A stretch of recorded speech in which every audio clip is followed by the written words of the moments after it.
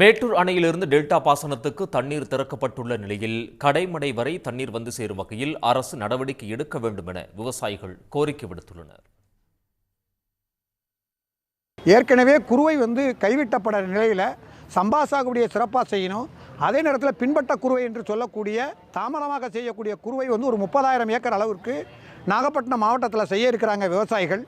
அதுக்கும் உறுதுணையாக இருக்கணும். அதே நேரத்தில் சம்பா சாகுபடிக்காக உடனடியாக 6 துறைகளை அழைத்து உடனடியாக கூட்டம் நடத்தி ஆயத்த பணிகளுக்கு அனைத்து துறைகளையும் முடுக்கிவிட வேண்டும் என்பதை வேண்டுகோளாக வைக்கிறோம். ஒரு மாத காலத்துக்கு உள்முறை வைக்காமல் முழுவதும் தண்ணீர் விட்டால் தான் கடமடை வரைக்கும் தண்ணி போய் சேரும். அப்படி கடமடை வரைக்கும் தண்ணி போய் சேர்ந்தால் தான் ஒரே நேரத்தில் சம்பா சாகுபடியை பண்ண முடியும். ஒன்று.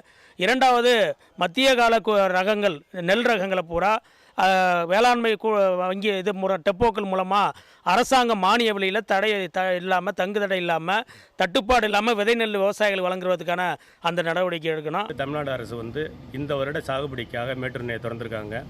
இப்போ கல்லணையிலிருந்து கடைமடை பகுதியான மும்பாலை வரைக்கும் 148 கிலோமீட்டர் தூரம் கல்லணையில் காங்கிரீட் தளம் அமைக்கிற பணி நடந்துக்கிட்டு இருக்குது. இப்போ பாதி தூரம் காங்கிரீட் தளம் அமைக்கப்பட்டதுனால இப்போ கல்லணை திறந்துச்சுன்னா அதில் உள்ள தண்ணீர் வேகமாக கடைமடை பகுதிக்கு சேரும். எல்லா ஏரிகளையும் நிரப்புறதுக்கான ஏற்பாடை உடனடியாக அந்த பொதுப்பணித்துறை செய்ய வைக்கணும். அந்த வகையில் அவங்க செஞ்சாங்கன்னாக்கா எல்லா ஏரிகளும் நிறைஞ்சினாவே ஒரு நிலத்தடி நீர் உட்பட உயரும். ஏன்னா சம்பாக்கு இந்த காலம் இருந்தாலும் கூட உடனடியாக இந்த தண்ணீர் என்பதை கடைமடை வரைக்கும் கொண்டு போய் சேர்க்க முடியும். ஏன்னா இப்போ இந்த கீழே மேலே இந்த போட்டி இந்த இதெல்லாம் இருக்காது, கடைமடை வரைக்கும் கொண்டு போய் சேர்க்க முடியும்.